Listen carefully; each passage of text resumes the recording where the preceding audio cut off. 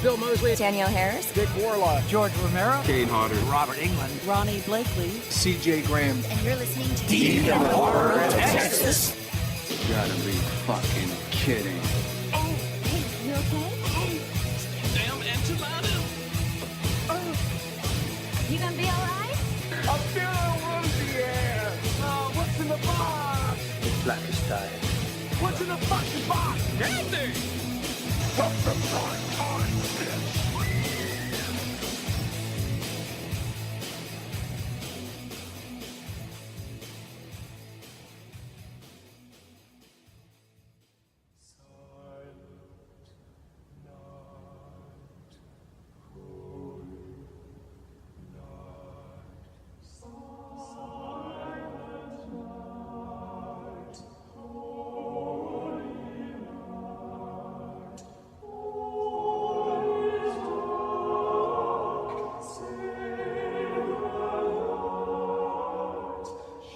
What's this? Oh, well, that's the number to the sorority house. Fellatio? Yeah, it's a new exchange, FE. A new exchange. Yeah, fellatio. One of the girls was in this afternoon. She gave it to me. She gave it to you? Yeah? Nash, I don't think you could pick your nose without written instructions. It's something dirty, isn't it? Indeed it is. Welcome back to another episode of Deep in the Horror of Texas. I am Nathan. And I'm Jeff. And Ralph is no longer here. Bon voyage, sir. God damn guy. He docked recently. Yeah, he docked it indeed. So this was coming out of left field. We thought we'd Yeah, why not throw a fucking Christmas episode? and I'm glad we did this Yeah, we're gonna rush and do our best of. and what's just funny, we're texting each other, and I'm sitting at home watching the remake of Black Christmas late one night, And I was watching the original. and yeah, so we both looked at each other like, all right, let's flip this up. And a Merry Christmas. Yeah. All right. So what do you think? Age Before Beauty? Yes, definitely. Definitely. Definitely.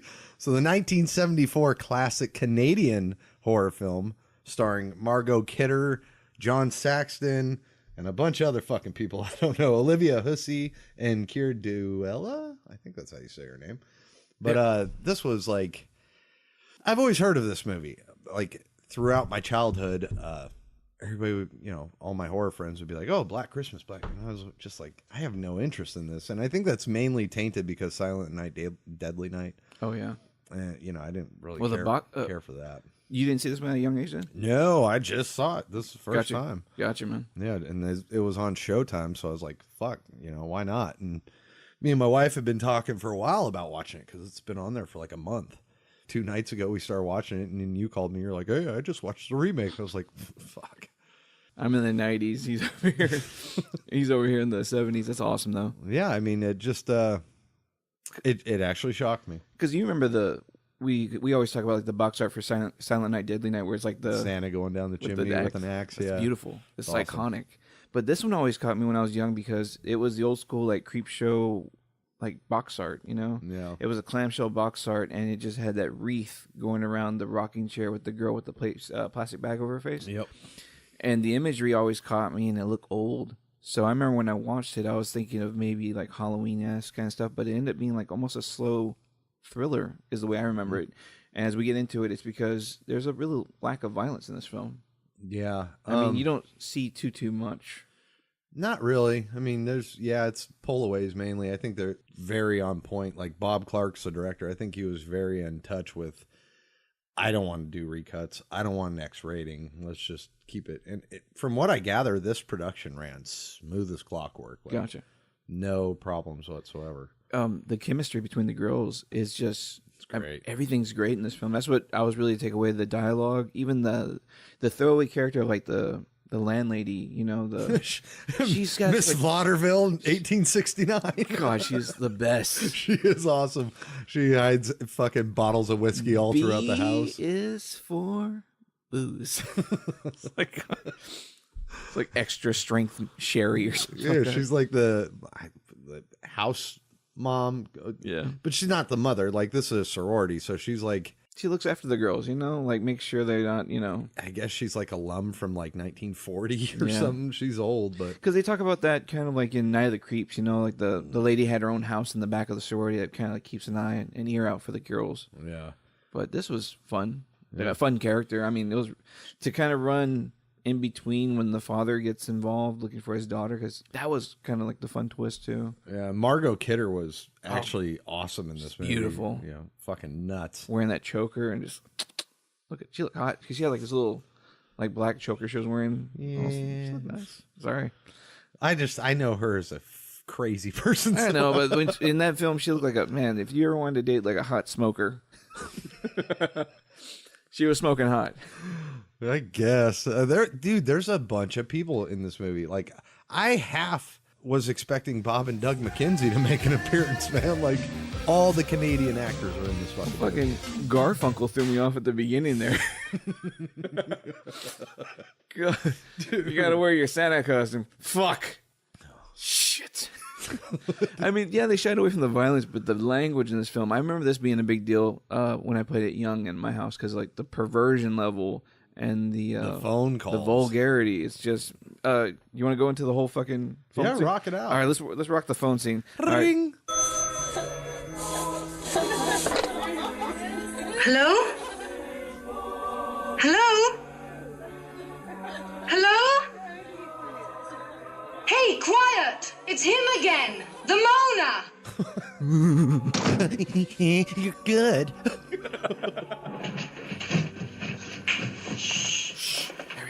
Quiet.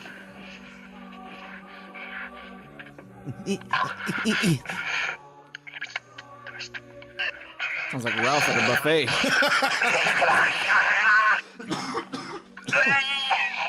Had to throw him off the cruise. No more lobster for that guy. Cut him Expanded off. his act. Could that be one person? No, Claire, that's the Mormon Tabernacle Choir doing their annual obscene phone call.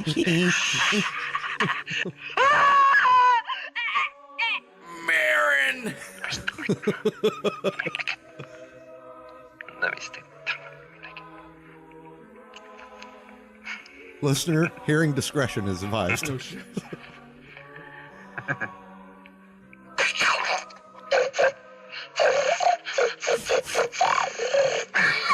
Sounds like me when I sleep. Okay. That's all I can think of. Save some for the rest of the party. You got a water dripper. Lick it.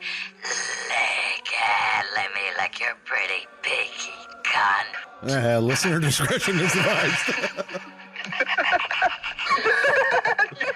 Pretty big cunt. Whoa. Pretty big cunt. I make a pretty big clit. I'm like a tuning fork, baby. Not bad. Suck my juicy cock.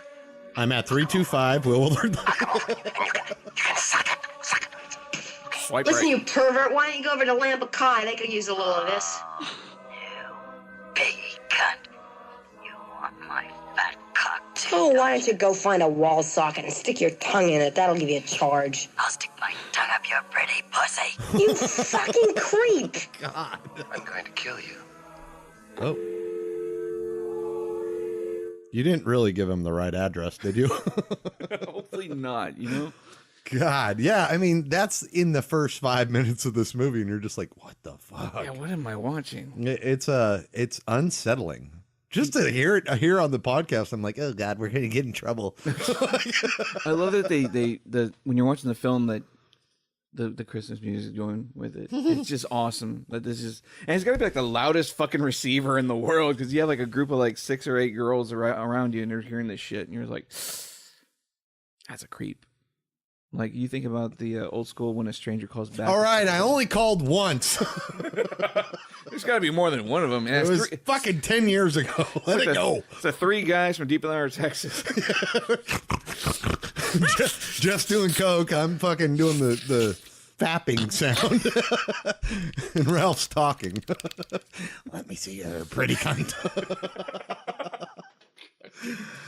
Yeah, don't ever call us. Yeah. Yeah. That's just basically one regular night of Call of Duty for us. Dude. Yeah, I mean, it gets you in the mood for this movie because this movie, it moves along. I know you said you were having problems, staying awake during it, but you also called me at 1:30 in the morning last night. Yeah. I'm fucking totally asleep. I go to bed at about 11. I get a fucking phone call, rouse me out of bed. I look, it's Jeff. I'm like, what the fuck? Is somebody dead? answer? And he's like, I can't watch this movie. Jeff, what's going on? So I'm having trouble staying awake. I took a Tylenol PM and it's winning. With a shot of fucking tequila behind God it. damn it. Getting right into it, you'll notice so many fucking familiar faces. Oh, yeah. Just in the sorority. Because you mentioned the main chick. That turns Margot? No, the main one with the straight hair. That's the one's dealing with the pregnancy. That's fucking Olivia Hussey. Yeah. And she is from... you remember her from Stephen King's It. That's correct. And that was fucking Bill's wife, main squeak. Bill. I strike my fist against the post. Good. Timmy. You shall not bad.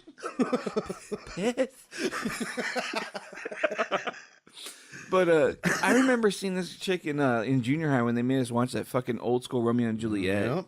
And that came before this, which is odd for a person that's done a lot of movies and then gets into this. But I guess it's like the Canadian stick together kind of thing. Like Bob Clark was able to kind of usher a great ensemble together. Yeah, I mean, it's fucking got great reviews. Yeah, it's got Margot Kidder. It's got her. It's got fucking John Saxton. It's got, I don't know her name off the top of my head, but the main chick in Strange Brew. Yeah. You guys probably don't know what Strange Brew is, but Strange Brew is a beauty of a movie, eh? Oh, yeah, eh? You spilled Dad's beer.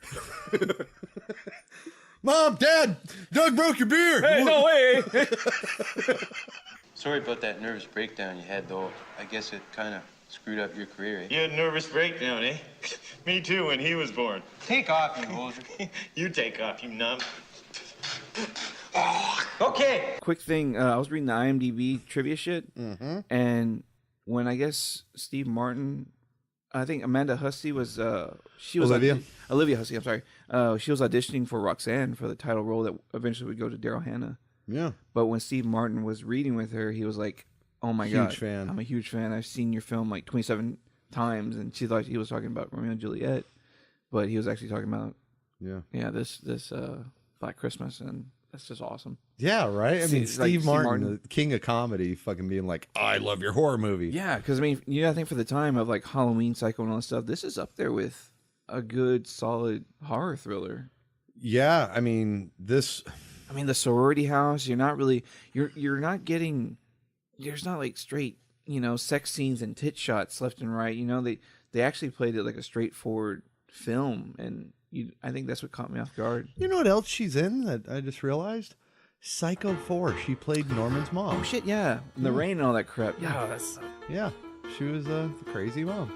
That's one with all the more incest stuff. Yeah, where he was like getting turned on by her and shit, and he got a boner while they were rolling around wrestling. And... I always thought it was that other chick from Sleepwalkers. Yeah. Wow, that's awesome. Yeah. Sleepwalkers. Yeah, Stephen King's? Yeah, you remember that chick from Sleepwalkers? Yeah, where everybody turns into fucking cats. Yeah, that's weird. God, Stephen King could write anything. Shit. Man, I need a scary story about a Pringles can. And virtual reality. Lawnmower Man! I'll give you a Lawnmower Man. No shit, I didn't know Bob Clark died. They were killed in a head-on crash with his fucking son. Like 2007 or something, right? That sucks. Yeah. Because like all the stuff he did back in the day was like the later years of like Baby's Day Out and stuff like that. Porky's. Like Porky's 2. The Christmas Story. Yeah, of course. Yeah. But man, the older stuff was like really From the Hip, your favorite movie. Oh yeah, that's a good movie. Yeah. That's a good one. Yeah, he was in a lot. I mean, he did a lot of shit. Literally near the end there. Super Babies, Baby Geniuses. Baby too? Geniuses. Come on, bro. You got like locked in on like never CG heard of it. Golly. Yeah, I don't know. Yeah, I know nothing about this, but I do know about loose cannons. Oh yeah, it's a classic. Yeah, Dan Aykroyd and Gene fucking Hackman. Gene Hackman. Love that Hell one. yeah. What the fuck is he doing in that fucking room?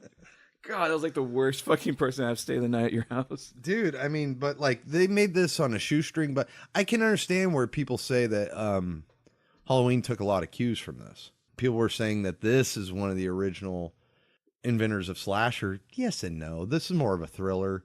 It's considered slasher though. Yeah. And you know how you never see the reveal of the person, kind of like Michael, you don't ever really, well, you do see him in that first one with the mask off, but You never see this. yeah, like you don't know what happened. By the end of the film, you still don't know. And I love that. The ambiguity of it, it's like, it's awesome. Yeah. Because I know when the whole ending sequence happens and it's in the basement, for a second there, I thought maybe it was like the chick being like maybe like insane, you know, that maybe she was manifesting this somehow, you know, but she was in the shots with the phone call, so I don't know. Yeah, I mean, they came up with this whole idea off the babysitter and the man upstairs urban legend. Yep. You know, there was a movie like Stranger Calls Back or yeah, something. I think that was like the that. one. Yeah. But that was way down the line. Yeah. But yeah, this gave birth to a lot of new ideas in the horror genre. Oh, and shooting it wise. Ironically, this is the same year Texas Chainsaw Massacre came out, so Totally different spectrums. yeah. I mean, you have one that's just pure Intensity. Like, hard, yeah, and this one plays like it just unsettling because you know it's in the house all the time because the viewer's cued in to the killer's POV so many times, like that beginning sequence when you see the camera through the plastic bag and stuff like that, and you see that initial kill, and then you see the collection growing in the attic, you know? He's rocking the girl and playing the songs, they're singing to her, I'm sorry, and then when he takes out the landlady and stuff like that, I mean, he's creating like this family or gathering of his own Christmas kind of, and it's awesome. I mean, it was fun. They keep saying the name on the phone, Billy. Yep. But you never actually get a backstory. You don't know if this person's actually Billy. Like, you know nothing. Like, literally, it's just a person in the house killing a bunch of people, and you never see him. Yeah. You see hands. That's about it. And the eyeball. Yeah. Which is great. I love the way they shoot the eyeball, especially in that. Like, dude, his eye was weird. Like, yeah, it was it had black with like orange in it and shit. You remember like the new Exorcist TV show when they get possessed and you see like the other eyeball? It kind of reminded me of that for some reason. Yeah. But even at the very beginning of the film, when you're listening to Silent Night and they're creeping around the house and they're showing people show up or leaving the party, you also get that POV right there from the beginning, like it's something arriving to the house to kind of torment them. As we get introduced to Olivia Hussey's boyfriend, who's like, I don't know, damn near borderline schizophrenic Amadeus kind of guy. I mean, guy's got terrific hair. Well, he's like so sensitive, and then you see him when he's like playing at the recital concert thing. He's just sweating his ass off playing like fucking up. Yeah, and you don't know where the fuck this guy is like at right now. Yeah, he plays kind of like the MacGuffin. He has reason to go after this girl because she ends up pregnant with this kid. And saying, hey. And saying, I'm going to get her aborted. And he's like, don't you fucking do it. And she's like, yeah, I'm doing it. It's like, we'll get married, okay? I'm not dropping all my shit for you. Yeah, I've studied my ass off. I have dreams. You want to be a pianist. A 12-inch pianist. Anybody get that joke? Nobody gets that joke? Guy walks into a bar. He's gonna walk us through it. He I'll tell it so everybody knows. He walks into a bar. He opens up his jacket and he sets down a little piano on the bar. And the bartender's looking at him like, "What the fuck is this guy gonna do?" And he reaches into his other pocket and pulls out a little 12-inch pianist. And the pianist goes where the piano starts playing. And the guy's like, "That's the damnedest thing I've ever seen. Where'd you get that?" He goes, "Well, I met a genie." He goes, "Really?" He goes, "Yeah, it's in this lamp." And he's like, "You got to speak up if you're going to wish, though." He goes, "All right." Rubs it. He's like, "I want $1 million." All of a sudden, a bunch of ducks fly in. He goes, "What the hell's with that?" And he goes, "You really think I asked for a 12-inch pianist?" Anyone?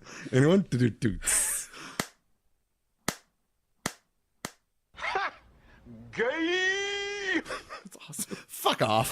hey, you're getting laughs out there somewhere, okay? All right, they're phoning it in. Change station. LOL. Send. LOL. I'm not going to send that. Delete. No. Whatever. It's a good You joke. gotta laugh somewhere out there. Somebody snickered. And somebody's in their car right now going, oh, Fucking, I want a 12-inch pianist. wait till I told my mom this joke. Or your 4-year-old. However you want to do it. Randomly, you know. Yeah. Strange thing. When they fuck off. When they aired this on TV. Oh yeah. It received huge backlash because this aired 1 week before Ted Bundy's murders in Florida. Oh wow. So when it aired, you know, when the movie airs, they'll air it for like a month. Yeah.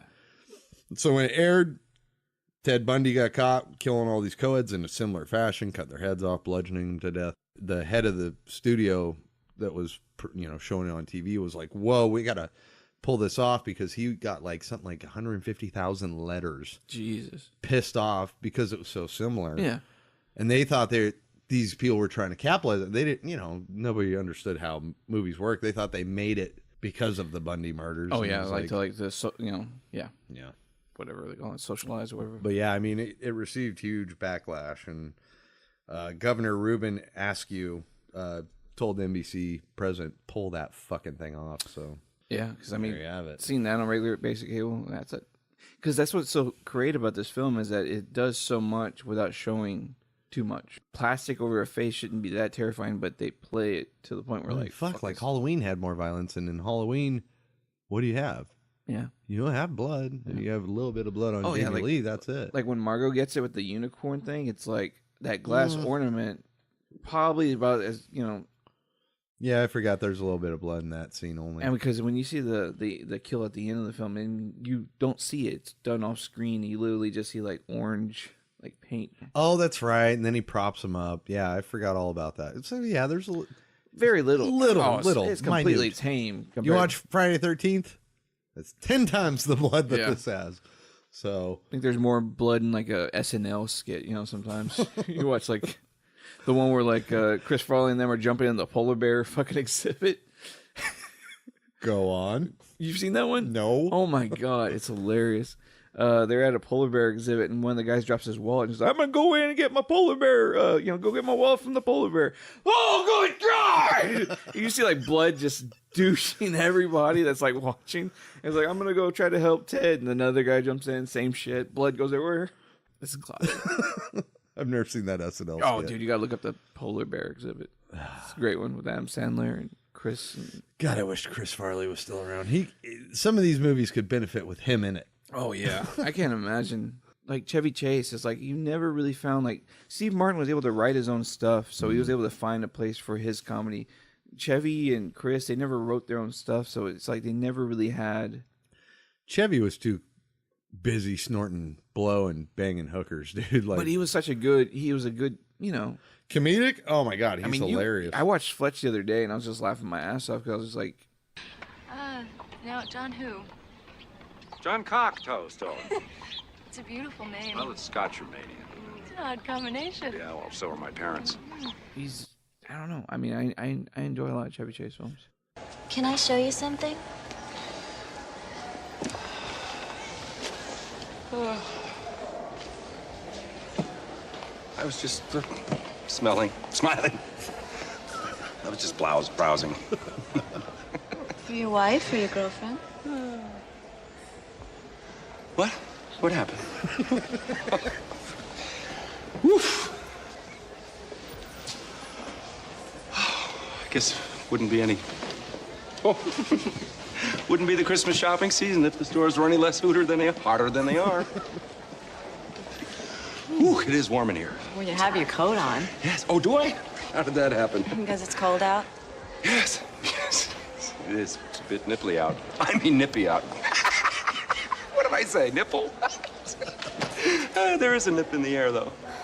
Can I take something out for you?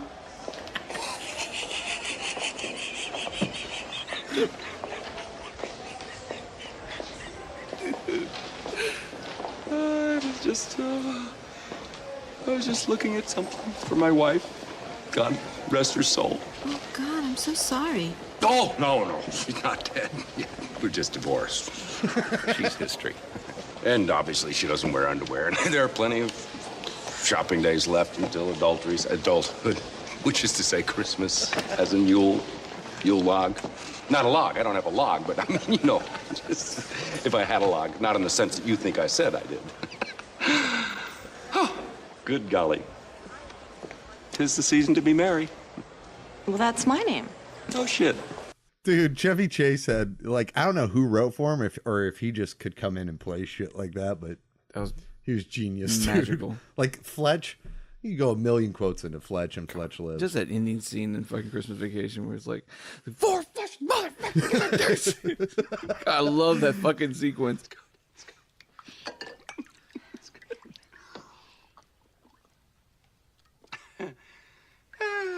Hey! If any of you are looking for any last-minute gift ideas for me, I have one. I like Frank Shirley, my boss, right here tonight. I want him brought from his happy holiday slumber over there in Melody Lane with all the other rich people, and I want him brought right here with a big ribbon on his head.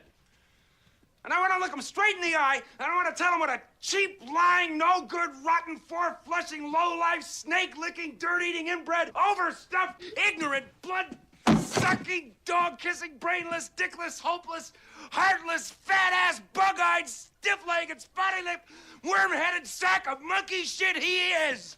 Hallelujah! Holy shit! Where's the Tylenol?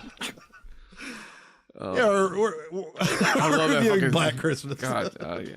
There's nothing quite that good in this movie, but there's some definitely funny parts. Yeah. Yule log, not a log. I don't think I have a log. Not that I don't have. Not in the sense that you think I have a log. I love that shit. Tis the season. All right, so yeah, I mean, this movie, you kind of run into.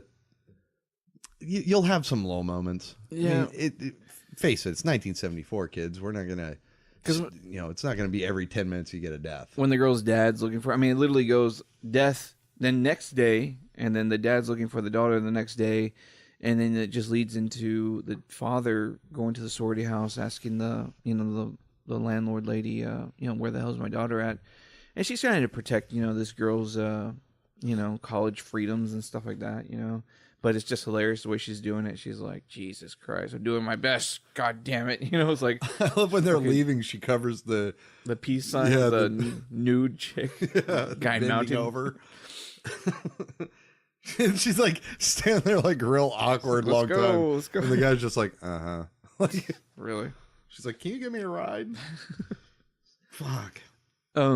Yeah, I mean, the rest of the deaths, I mean, he takes her out with almost like an old school like theater trick where you throw like that big, turnbuckle and shit on the rope and knocks her the fuck out with the hook on it. Dude, yeah. That was fucking wicked. And he pulls her up by it. It's like, fuck. That was a kind of cool thing about Billy. It was an unsettling creepiness because, you get introduced to the Mona real early. And what's cool is they actually tap into some of the old school shit with the way they would trace the call back in the day. And I love that they would actually go watch and visually look for the switchboard to be firing off to see which, where the phone call could be traced back to.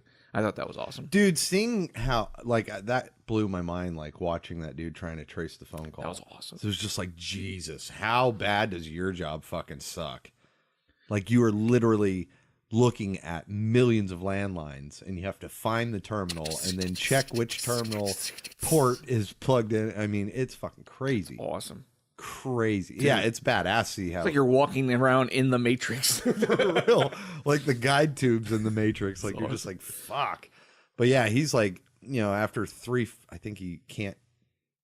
phone calls, he gets to the box, but it hangs up and he's just like, fuck. Yeah. Gotta get her to stay on the phone a little longer. And I love John Saxon in this movie. Dude, yeah. He is great. Far better than Nightmare on Elm Street. They give him so much more to do, Yeah. It's like, watch it, fucking Lieutenant. I'm gonna knock you down to fucking Boy Scout. Yeah, dude. The whole fellatio scene, I mean, he's hilarious in it. And he's like, he keeps telling people hey, don't laugh. And then he's like, he kind of cracks up at it too. He's just amazed.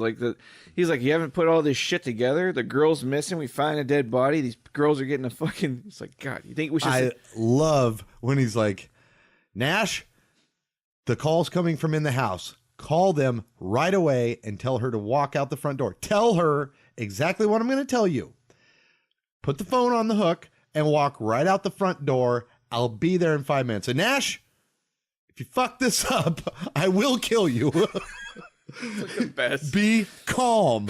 When Nash calls the lady, Nash is hilarious too. Yeah. He's like, ma'am, are you the only one in the house? She's like, no, my 2 friends are upstairs sleeping.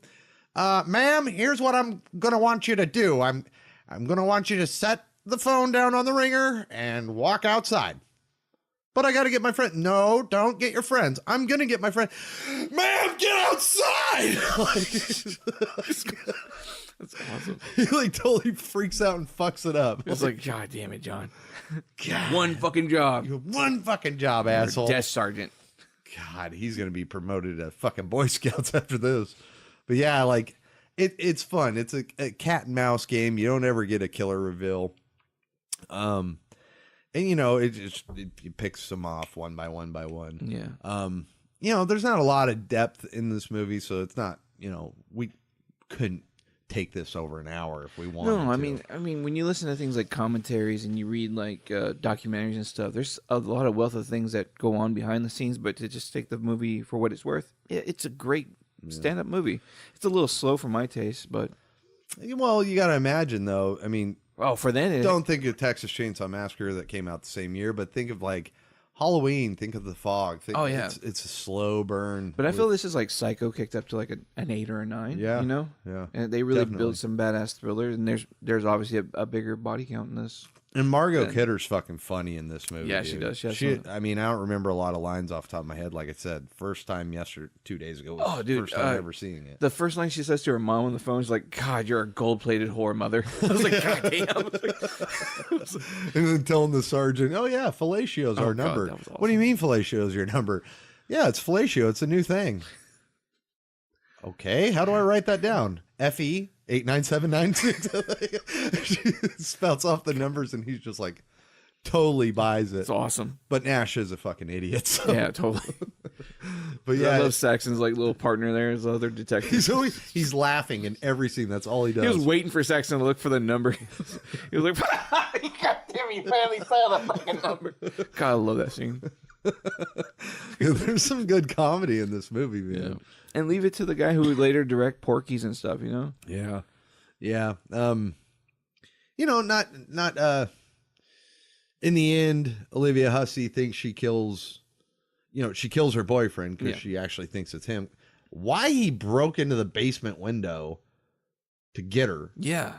He's like, "Oh, there you are in the corner. Okay? Are you okay? What's going Bing, brain." Yeah, I'm sorry. I'm going to have to attack you. Yeah, really, dude. Like, you have no idea. A, he has no idea anything's happening.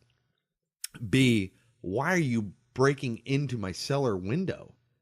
You see me down here and you kick in the window? You like scrape the ice off the window to look in.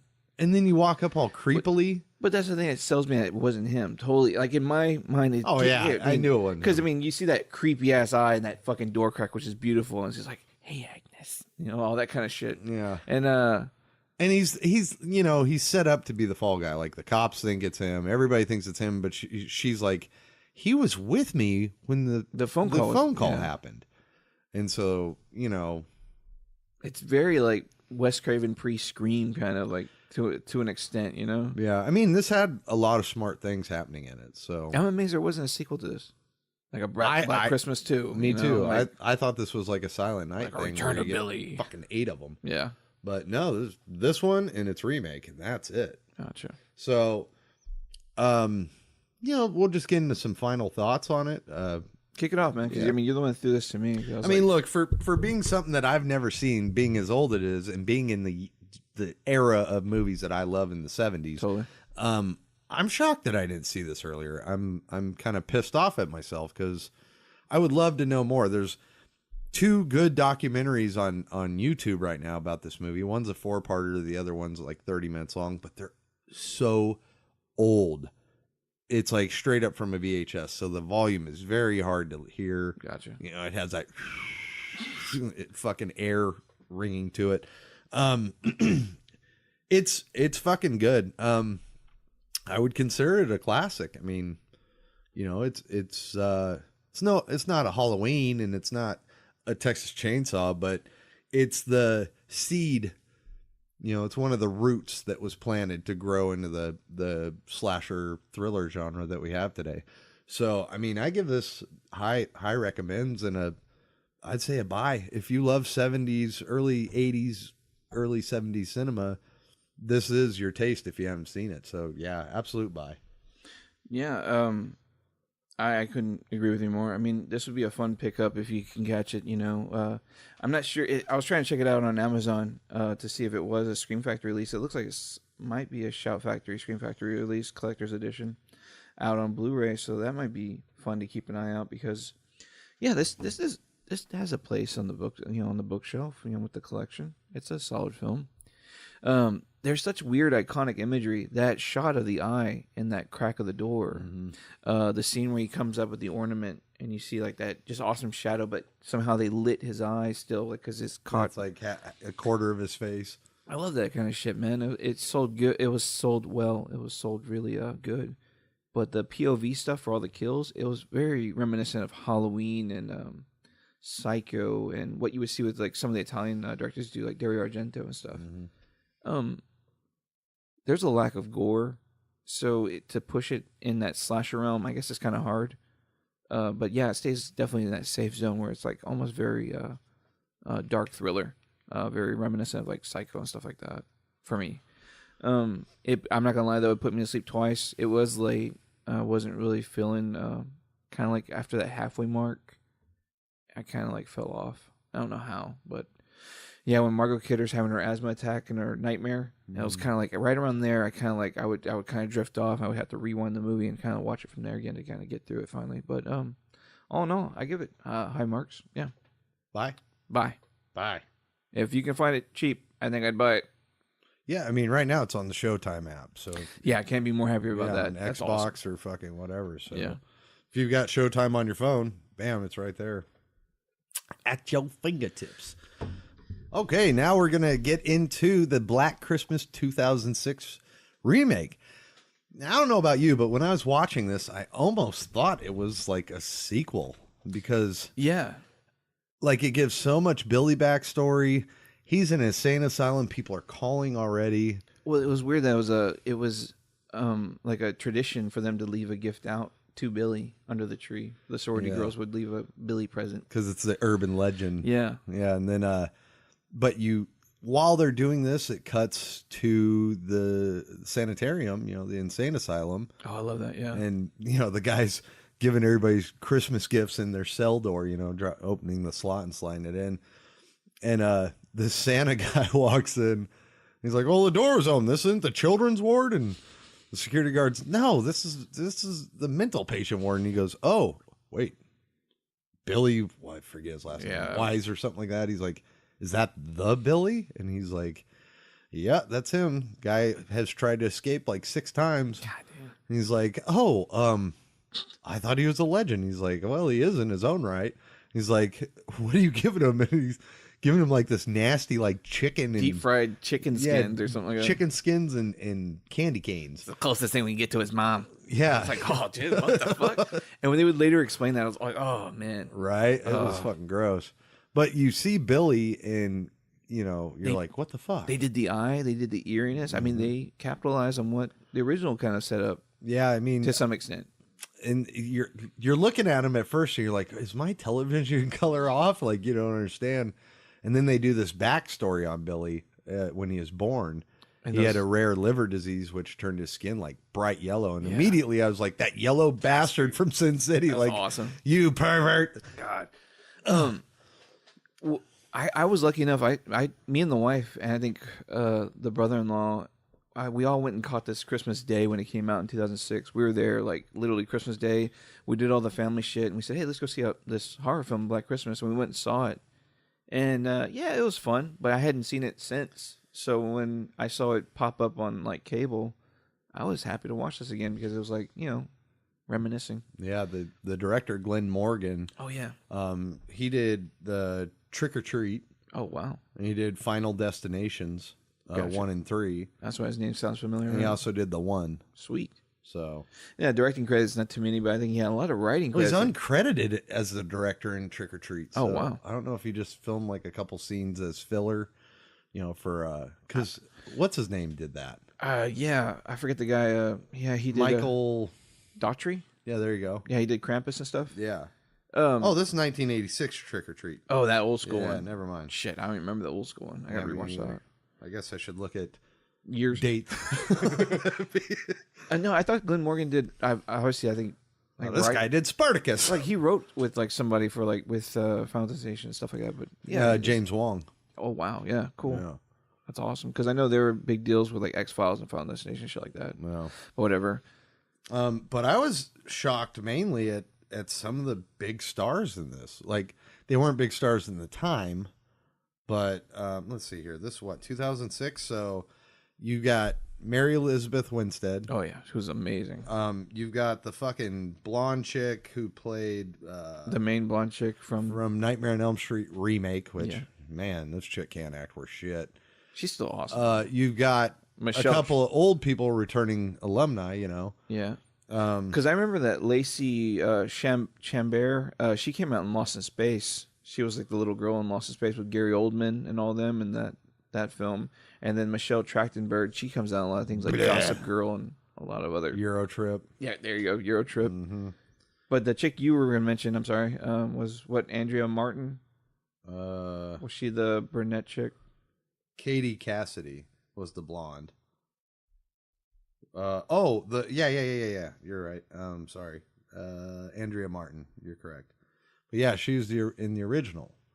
And she was the chick with the glasses. Yeah, awesome. She was the nerd. That's cool. So immediately I'm like, oh, okay. So this kind of like a sequel 20 years later because she's in it, but it's not. This is a 100% remake. So and when they did retelling, it was a great reboot in my eyes because I know you're going to be, we're going to go back and forth, but the one thing I took away from this right off the get-go was like the gore was just amped up to like holy fuck was it amped up, dude. Everything this guy does, he goes after the eyeballs. It's bloody as shit, man. I mean, he wraps them real tight in a fucking plastic bag and then gouges their eyes out and like just like rips them out. Although one part that I was just like, what the fuck? He pulls out both the eyes and they're attached. I was like, that's not how eyeballs are. That's awesome. They're not attached like that. But when it cuts later and you see him like hanging from the tree, I thought that was like awesome because you like literally from like the optical cord and shit. Yeah, but the optical cord goes back. Yeah. It doesn't. It's not like a pair. It's not like your lower intestine is just like, it's not like the thing that keeps your sunglasses from falling off. You know what I mean? You mean they don't just go with the bottom of the draw, wrap around? I mean, they might. I don't know. What do I know? Like a safety nut? Jesus Christ. It's all pull here. Dude, when he nails Michelle Trachtenberg, when she's trying to get out the window and he grabs like the fucking skates and he just lops her in the back of the head and you see her head fall and it's just like the back of her head's just gone. Yeah, it just shaves it right off. Like brain and skull exposed. I was like, oh, like where were those skates for fucking Emilio Estevez and the Mighty Ducks? Oh, shit. Quack. Quack. Quack, quack, quack, Gordon, quack. Stop. Quack, quack, quack. Quack, quack, quack. Quack, quack, quack, quack, quack, quack, quack, quack, quack, quack. No sequel for you, John. I mean, we won't do too much walkthrough on this because it's pretty much the same fucking movie. Yeah, but I do want to talk backstory and some production. Oh, yeah. Because when you go to the backstory, I mean, it's shot very gritty and dirty, like dirty sepia tones. I mean, you're in the same house, but it's just like fucking alcoholics are barely surviving with this mom is disgusting. Yeah. Like the dad was a pretty good looking, kind of like handsome man. God. But he married the trash of the trash, dude. They're smoking cigarettes in right next to this newborn baby. Yeah. The dad loved the baby. The mom hated the baby because it reminded her of the dad, and she hated the dad. So, like, yeah, there's this baby in its crib. Like, we're talking like a 6-month-old. Yeah. Yellow as fuck. She walks up and grabs baby's first Christmas, what do you call those? Ornament. Yeah. And smashes it and drops the glass into the baby crib while smoking a cigarette, like blowing it right in the baby's face. And I'm just like, oh my God. God damn it. This bitch needs it bad. And every fucking flashback just escalates and like the depravity of this fucking woman, like the mother character. Was Oh. but what's weird is in this, it's like the phone calls are really like, she's in my family now, or it's like you're what the fuck? It's like the voice is like, it's not as fucking hypersexual. It's more of like I'm gonna kill you, I'm gonna take you, you're part of my family. It's like all this weird kind of shit, and the way it escalates about the screams and cries between Billy and Agnes and all this stuff. I mean, you get a lot of cool weird shit that doesn't really add up until later in the film.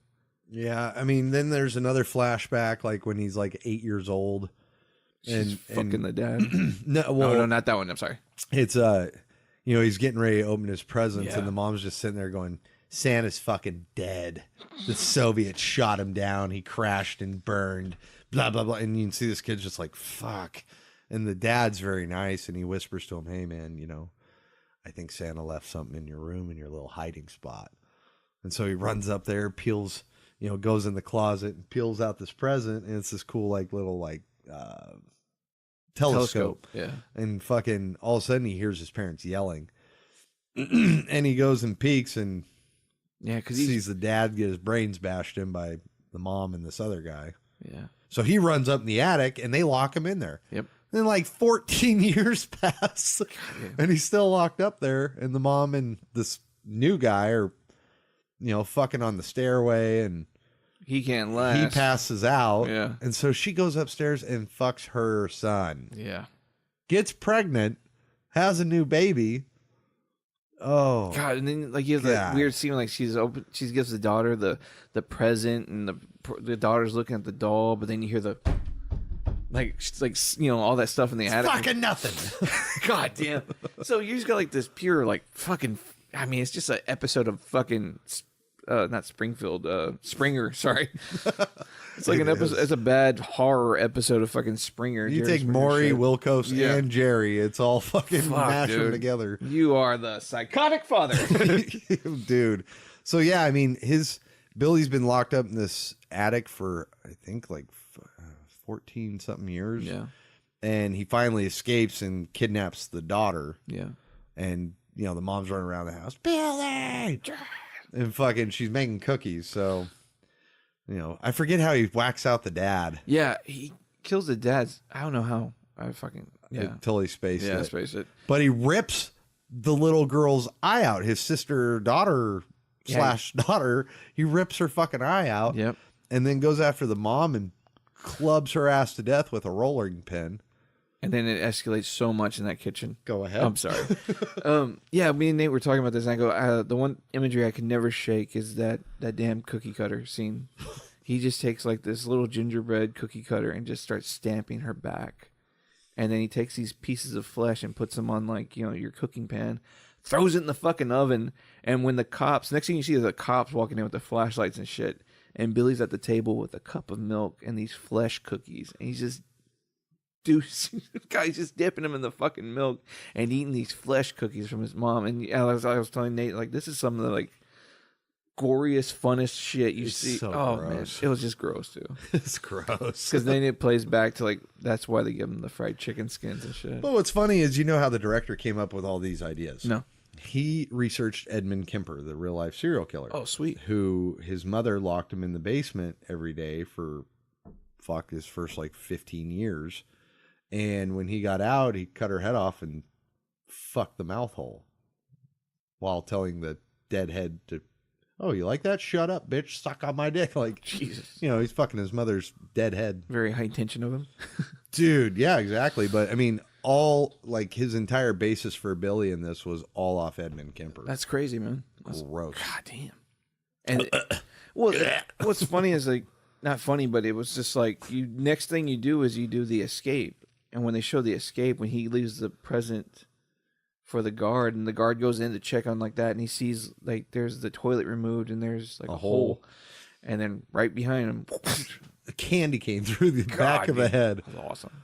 What I love is the Santa Claus guy, because he's still walking around "Hey, Merry Christmas, ladies!" And the hot nurses are "Hey, Santa, get off in an hour." He's "Oh, come sit on my lap."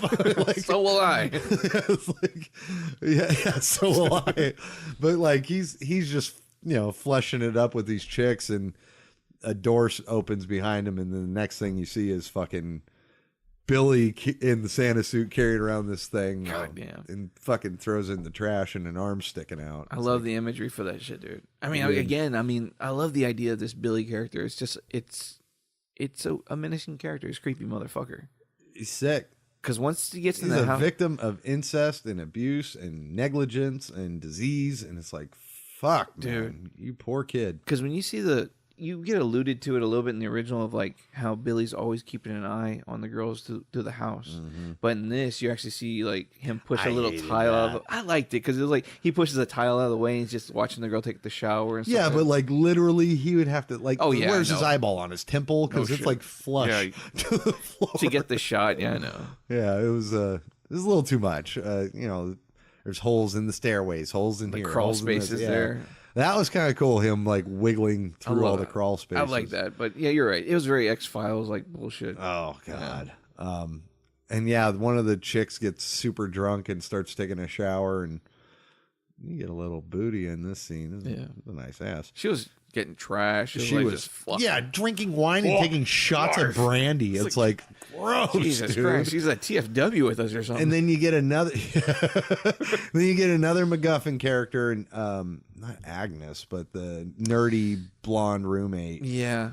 And she ironically hands her the crystal, the unicorn thing. Unicorn, yeah. And says, "Oh, I know you're into the Bible and stuff. What the fuck does unicorns have to do with the Bible?" It's in one of the final chapters. And Christ on this day was delivered by a unicorn. Maybe that's why he's born in a manger. There you go. But then you have all the crap. There's a bunch of twists that you get with this. The girl has a boyfriend, but the boyfriend's also fucking one of her sorority sisters. There's a webcam fucking debacle. A lot of unnecessary shit. Yeah, when that one girl at the beginning that gets the bag, instead of the father being introduced, like in the original, you get a sister that's just relentless. Like, I won't leave until she's alive until I see her dead body. Yeah, I was like, what the fuck? Yeah, and she was like, I'm an alumni, and the lady's like, when were you here? And she's like, 92, and she's like, I was the head stewardess here, in 92. I don't remember. Now you. She's a MacGuffin. You don't know. Yeah, like. But I'm glad you brought up that computer part, because there's the dumbest fucking thing close to the dumbest thing I've ever seen in a movie. It's a step above grabbing a Ferris wheel ledge to escape a killer. But they're sitting there in the computer in this chick's room, and the guy pushes out a thumbtack in the wall. The killer pushes out a thumbtack in the wall, and he's able, like, and then it does like a eye shot of him looking through the thumbtack hole, but it's literally my middle finger size thickness. It's like the thumbtack was never even in the wall. Well, you actually see like the thumbtack hole bleed because like he pushed it. I was like, what the? And then when they zoom up to the thumbtack hole, it's fucking like I stuck my middle finger through it. It's huge. I'm just keeping an eye on that. I'm not saying my middle finger's huge, ladies. Not that I have a log. Not that I have a log. But yeah, man, you're right. No shit. That's my name. Yeah, I mean, you poke holes in this fucking thing. But big holes. Yeah, but I like when things did escalate to a point and like the fucking ladies thing was just like, let's just get in the fucking car and get the fuck out of here. Smart. I love that. They go inside, and the older chick that was in the original movie fucking just like everybody's all scrambling. I'm like, this is how you get bitches to scramble. Like, Yeah. they just sprawl out. And what's funny is like the older lady, like she's just in the background. She grabs her fucking scarf. She grabs her coat. She grabs her keys. She's like, I'm fucking leaving. Yeah. I suggest you all come with me. And ironically enough, Mary Elizabeth Winstead, who's always, a predominantly stand-up character in horrors, she's like, I'm fucking leaving too. And the lady's like, we're sisters. You don't leave your sister. You're like family. She's like, I'll send help. I'm fucking out of here. I love that, man. Then they get in the car, and I love this scene, dude. Like, God, you think the lady's like trying to start a car and you don't know if she's gonna be able to start it, right? Yeah, and the other one's pulling at the door. I'm like, open the fucking door already. Boom! She kicks it out. Get in. So she gets in, the car starts, and then she pulls out a wire brush. Oh man, that's awesome. And Elizabeth Boyce just stares at it. She goes, "What is that?" And the chick's like, "Oh, you southern little fucking princess bitch." She gets scraping her windshield. And I love that shot because you see, like, she finally gets the ice to scrape a little bit, but they do that long shot where it kind of shows you the back. Mary Elizabeth's in the front seat, and you see that long shot of like the rest of the car, and you see like the red leather seats and stuff. And then when the chick's outside scraping, you see that little hole, and you see Billy's eye. Yeah. And then you see like a fucking like Cobain bloodshot across the Jesus windshield. Christ. It's just this huge bloodshot just splatters the fucking windshield. It's lit so beautiful. But a problem is what Mary Elizabeth not see him in the because you hear he's up on the dash. You hear the thud of True. the struggle, and then she finally scrapes, and then she sees the eye. So I'm thinking there was an attack. She gets spotted, and then he just fucking collapse. Whatever the fuck is. That's a head rip off, bro. But man, when she backs up and she hits that little fucking garage door, fence door, and that icicle just like, I mean, it doesn't just stab her eye. It like literally goes through back into the skull sticking out. That was awesome. And then now you have Dead Weight in front of the back gate, so you can't escape there. Yeah. I love that shit. Comes into play later. I forgot Michelle Trachtenberg. She does that one scene when they have to turn the fuse box back on. She has to do that crawl space under the... But that one, Michelle that did it. Oh, wasn't? No, it was the other brunette. You're right. She's like all the power goes out, and then the sister of the girl who's missing, Yeah, you're right. the father character, whatever. She's like, why does the house across the street have power and we don't? And so this other brunette chick starts fucking with the fuse box, and she's like, "What? Do you know what you're doing?" She's like, "Yeah, I'm not as dumb as I lead on to be. Just fucking, I just don't want to do anything." And so she flips all the fuses and nothing happens. She's like, "It's the outside fuse box." And she's like, "Well, go out there and fix it." She's like, "It's fucking freezing out there. I'm not going out there." She's like, "You're the only one that knows what you're doing." She's like, "Fuck, whatever." So she goes out there, and why is it under the house? I have no idea. It's not under the house. It's never under the house. But you do that smoking. You know how hard it is to drop a fucking cigarette and like, the something the size of a quarter. Yeah. She's like, and drops it and he's like, "Oh, motherfucker." My other eye. God damn it. But yeah, I don't know why she goes under the house. But this is a big twist for me because this is the first time you see like a non-POV. Outline. Yeah, because you see the long hair. Yeah. And I was like, what the fuck? Billy? Huge. Yeah. Huge. This is like 7 foot tall person with huge, long hair. So huge Billy with wig. I was stumped. I was like, what the fuck? And then Billy still hasn't shown up. He Exactly. just escaped when this is all happening. So it's like, what the fuck is going on? Yeah. Who's doing the phone calls? Who's killing the people? Because people already start dying before Billy even gets out. Introducing all that crap. So you're wondering, and fucking lo and behold, it's Agnes, it's his sister that he ripped her eyeball out. That's a wicked twist. I originally thought this was Nicole Bass. I really did. I had to look it up. It was a dude, but I was like, that's Nicole Bass. Because she's like 6'7" and like a bodybuilder. This was like everything that inspired the Wayans to do White Chicks. Because like the makeup on this fucking character was just... It was creepy. I was wanting her to like start singing that fucking doo doo doo doo doo doo. Oh, making my way back. So yeah, I mean, like, the reveal is Agnes, and then Billy shows up, and they're both trying to get the final girls. And the creepy Agnes voice was just like, "Let me my family."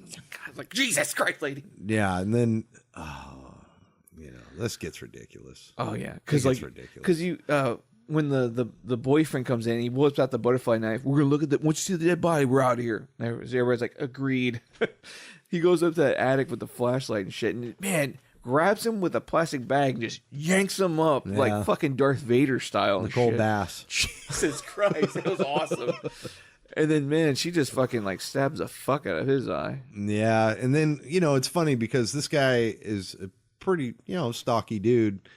He can't out muscle this chick, but yet this final girl is kicking their ass. Yeah, every time that Agnes grabs her, she's able to throw her off dude. and shit. And it's like, you are 5'4" and maybe $120, soaking wet in a sweater. And your backup chick just like backsteps into the fucking like sheetrock ceiling and falls through. It's like, oh, thanks for the help, dumbass. Yeah, really. And then fucking, so the blonde, god damn it, I'm gonna get her. God, and then the Billy reveal is just like fucking something out of Thriller. He's Kelly. Kelly. Got you. Okay. She's the final girl. Kelly like starts climbing down walls and shit. Yeah, because Billy comes out of out of a crawl space and it's like, there's my dad. And I was like, what the fuck? What? God, so now you got both of them up there in the final. Oh man, that battle between the that little wall space. His name is James Bass. I am Nicole Bass. God damn. When Agnes drops at the bottom and then Billy's climbing down to get the girl in the middle. The flaming Christmas tree. God damn. I love that. And then she's breaking the fucking wall down. She like breaks the wall down to Billy instead of the other chick. Oh God. And then yeah, she has to run the floor below into the laundry room, break all that wall out. Pull her in, and very smart move. They just so happen to have a 5-gallon bucket of paint thinner. No shit.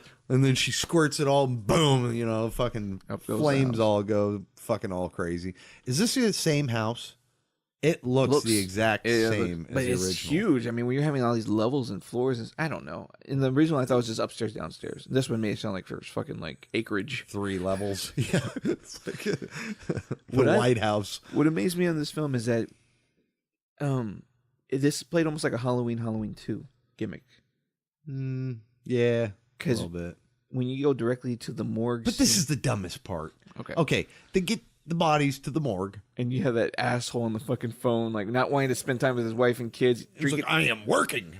I'm drinking this eggnog, and I got autopsies to do. Yeah, and then fucking hears, and he's like, "What the fuck?" He like goes over to the bag and he's like unzips it, and there's the face, not burnt, mind you, the face of Agnes. Yeah. So he zips it up, and sure as shit, Billy sits right up, kills the guy. None of these people are burned. None of them are burned. Did they not check for a pulse? Bag him and tag him, John. Got it, Bill. Did they just walk into a burning inferno and be like, these two are perfect. We don't need to check their vitals. That's a medical examiner's job. Criminals have rights, sir. But yeah, it's like, what the fuck? Like, why Billy jumps out and then he unzips his daughter Agnes, and then he just immediately sister. He immediately goes to like the ceiling tile. That's how I get around. That's how I get around. And those ceiling tile in those places do not hold weight. It's foam, right? It's like literally like it's foam with little lead barriers. That's it. Like you can bend one of those with your thumb. Guys like fucking shuffling on like I-beams and shit. I've done deconstruction. Like you just pull that down. Boom. And it's all hung by like a little line wire. That's all it is. That's all it is. It's a bitch to put up. I think the only way you could go there is if you actually stick to like the top of the walls. No, there's no wall. No, yeah. That's the only way you could follow the supporting structures. That's it. But still, he crawls right up into it. It's like, he finds her floor and everything. Right? Is the morgue and the fucking ICU on the same floor? Fuck, I guess. They're like, dude, just save time. Fucking, they're dead. Next door. Less mileage. Oh, God. So the older sister of the missing person and Kelly are sitting in the hospital room. Kelly's in the hospital bed for what? We need some last minute X-rays before the for what? She took no bumps. Oh, well, he's gonna leave. You mind if we just get some X-rays real fast? Doctor, did you check if she had insurance? Fuck. But like the chick's like, oh, I guess you're my sister. I want to open my real sister's Christmas present with you here. It's a fucking watch. Family forever. And then the chick goes off to do X-ray. The chick that just got the watch gets killed, and dumb shit. Kelly gets back from X-ray. She's laying in her bed, and she finds the family forever medal off this chick's watch with blood on it. She's just like, just like rolls over. And it's like, what the fuck are you doing, dude? Another thing. So she runs the door, tries to open it. Agnes is coming at her. She grabs... your paddles. Yeah, the paddles to revive people, electroshock. I forget what they're called. And zaps her in the fucking head. Those paddles do not work without gel. You have to... That's why they always rub them together, because dry paddles don't work. It would be like conductive, right? It has to have a conductor. Yeah, whatever. Or else it doesn't work. Well, she fried the bitch's face, and she's dead. Fucking she got fried. She's dead. She's dead. Bitch dead. And then the last battle was survives a 3-foot drop onto her head, but a little paddle upside the head. I love that she's running from Billy in this hospital. She trips over a fucking medical cart. Scalpels and shit go everywhere. Oh god. He's over there trying to stab her at the stairwell. He lunges. She moves. And he just falls to his death, and then he gets impaled on the Christmas tree like a fucking star. Intestines and everything were like stretched out along the Christmas tree. The tree would have crashed and broke. It would. You mean that tree wouldn't have withheld the weight of a human being and impaled them? No.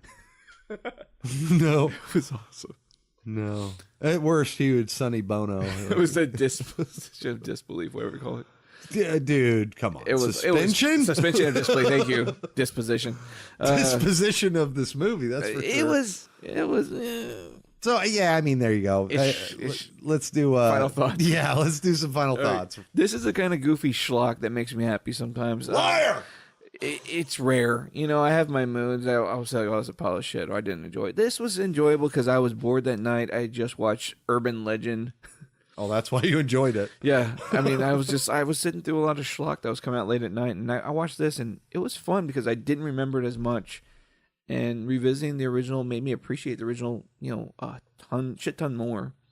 But this was still fucking fun to just dig up and sit back and watch. If you can buy it for $3.99 on a DVD or Blu-ray, whatever, you know, I would put it in the list. Especially if you got the original. I think if you got the original, this complements it because you get that gore fix, you know. Cast is fun, dialogue's goofy, everything was pretty fun. Without having that strong John Saxon character, there was a lack in that area. But all in all, Billy and Agnes are fun killers.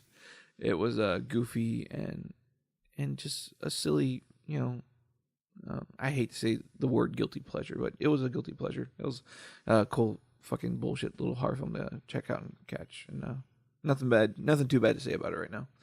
What do you think? Throwing a buy or I'm what? throwing a buy. If you can buy it for like $9.99 or less, I think I'd pick it up. What do you think? I think you're all fucked in the head. We're 10 hours from the fucking fun park and you want to bail out. Well, I'll tell you something. This is no longer a vacation. It's a quest. It's a quest for fun. I'm gonna have fun and you're gonna have fun. We're all gonna have so much fucking fun we'll need plastic surgery to remove our goddamn smiles. You'll be whistling zippity-doo-dah out of your assholes. I gotta be crazy. I'm on a pilgrimage to see a moose. Praise Marty Moose! Holy shit! Dad, you want to ask for something?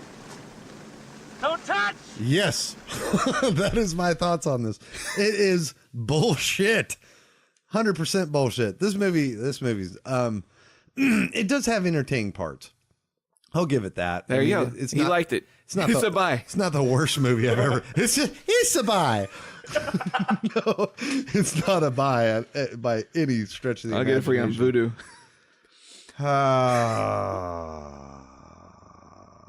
No, this isn't a buy. What can you say that's good about it though? Final thoughts. What on this. will I say? Final thoughts. Yeah, no, this is not a buy. This isn't a rent either. This is a void. What this movie has is it came out in the same time period as House of Wax. Has very much that style and feel to it. Just a little dirtier. God damn, every fucking kill is something to do with pulling eyeballs out. It's like, awesome. Damn, fucking leave it alone. But like, yeah, I mean, this was in vein of House of Wax. It's very similar. And during that time frame, we also got, House on Haunted Hill, and it falls with those. And I didn't like those movies. I thought they were all boring. The House of Wax is, as you say, a guilty pleasure because I like the original. So the remake, just watching Paris Hilton get a pipe through the head is so worth it. But this does have funny parts. And a good amount of horror fans are going to kind of dig this movie. It's just not my taste. It's got too much fucking unforgivable shit, and acting is, for most of them, is piss poor. The chick from Nightmare on Elm Street, the remake, the one that gets dragged up the ceiling and killed, does the Tina death. I forget her name. Her name's not Tina in the new Nightmare, but she sucks as an actress and not a very good gum to tooth ratio. I hate to see that fucking chart. You're fucking... That's great gum to tooth ratio right You there. want to know who's got great gum to tooth ratio? Go shoot it. Natalie Portman. No. Jesus. Gum to tooth ratio. That's too much tooth, less gum. Who's got a pretty smile? I don't fucking know. Wait, don't question me. I never watch a James Franco film. Don't put me on the spot. I did not kill her. Whew. That's going to be a hard one to sit through.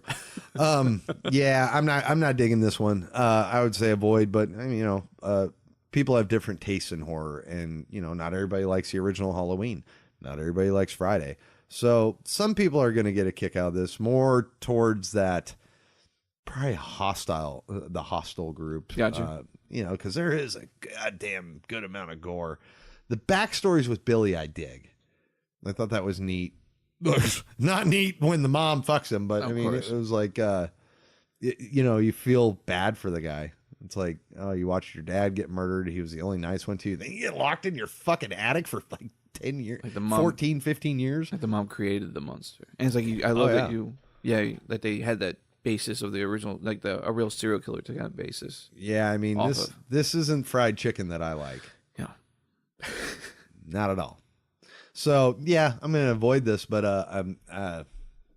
do you feel like it, I mean, if you were to have both one and the original and the remake next to each other, you would think it would be like a fun sit down, like you having people over at the house, and it's two good movies that you can kind of cover the whole crowd. No.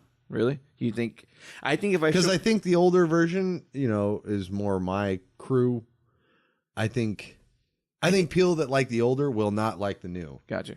And I think people that like the new will not like the old. And see, I think the old one would put a party to sleep, and I think the new one. And no, I'm not saying like it's a bad film. I'm saying it's like, hey, let's all pay attention. Well, it depends. Like if I had my wife's age friends over, yeah, they would never follow the original. They'd just be like, oh, nothing's happening. But you know what I mean. Like you have to pay. You gotta kind of invest in the story of like the original, but part two, it's like schlock. Yeah, I mean, it's like watching a comedy routine. I see what you mean. So like, yeah, if you're watching an old horror movie, it's never going to work for a party because there's a lot of lull. Yeah, there's a lot of building of the tension. I mean, Halloween doesn't work at parties. Oh yeah, it's a long spurt of where nothing happens. The other one's a little fast paced, kill, rip out, fucking, hey, there's mom tits. It'd probably be okay for a background, but I think that's why it works so well. It walked that fine line of being a solid story, but then also having the, hey, look at this, yeah, and let me engage you in the terror, the horror shits too. Yeah. But you're also balancing a very well balanced story, so it walks the line. Well, it had a bunch of clever parts, like, hey, you use the same bathroom as your mom. That's probably why you have crabs. Like, and you got that funness, good quirky moments, and then it had abusive moments with what's his head Henry beating up on the kids. Oh yeah. And then it engaged you. Yeah, because with this one it forced you to watch. With the original, I had like the I'm sorry, going back to the Black Christmas. The original had like the abortion stuff and stuff like that, and that played more to like the college age, and the drama that was going around that time. But with the remake, they used the webcam fucking sex scandal bullshit to kind of like, ooh, this is the drama they were dealing with now. It's like, it's weak. It's very weak. But I will say this in its defense. The director did not want this version. There's actually on the Wikipedia, if you look under... is there a director's cut? Yeah, no, there's no really director's cut. But if you look in the Wikipedia under production, there's an entire section called studio intervention. Oh, gotcha. Bob and whatever the rapist Weinstein. Gotcha. Chopped this dude's movie all the fuck, would not let him do the original stories, made him rewrite. Like every day they would rewrite, and they had their fucking thumb on this guy the entire time. Yikes. This wasn't his vision. Like he originally, I believe I read, he originally wanted Billy and Agnes to win. Oh wow. And the Weinsteins were like, abso-fucking-lutely not. Like, no. It's like, well, he won in the original. I mean, there's like 3 paragraphs on it. Gotcha. So, I mean, there's a lot of interference with the studio. So, I mean, do I give it a nod because of that? No, I do not. Gotcha. You know, this isn't like Texas Chainsaw 3 where the guy's vision was compromised. This just had problems from the start. Yeah. You know, Texas Chainsaw 3, you still have an hour, an hour and 20 change minutes, that's good. And then, you get studio interference at the end. This had it from the get-go. Gotcha. So, yeah, no. I stick with my 70s and 80s. Cool. I guess with us talking about Christmas and stuff, I know there's other horror films that stick out in our minds. With around Christmas time, we talked about Silent Night, Deadly Night. We're big fans of Michael Daughtry's Krampus, which was fucking just... That was great. It's great. Do you consider Gremlins? Oh, absolutely. Fall right into that, right? Yeah. Fucking fun horror. There's quite a few Christmas horror movies, Gotcha. I think the one I recently saw, recently revisited that was fun was that Silent Night remake. Never saw any of them. It was the remake was actually pretty fun. To an extent, it was really fun, because it played like such a strong level of like, I don't know, like Death Wish kind of stuff, Maybe next year we'll review that. Yeah, it was fun. But I'm glad we got together to do this Black Christmas episode. Yeah. It was a fun one because I love the separation in years of the films. Yeah, I mean, what, 40 years? Yeah. Roughly. Yeah, it was awesome. Oh, 30. 32. It's called math! Hey, 30 years, that's awesome. And then, maybe in another 30 years we'll get another Black Christmas. Uh-huh. I'm sorry. I was like, very... All right. So check it out. Next week, Ralph will be back.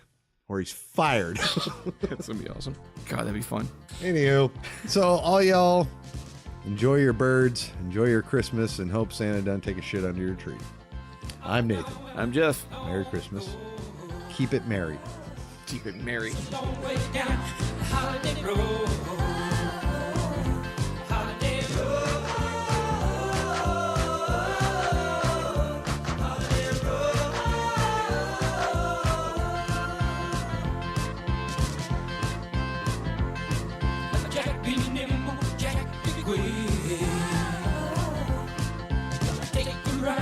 West Coast kid.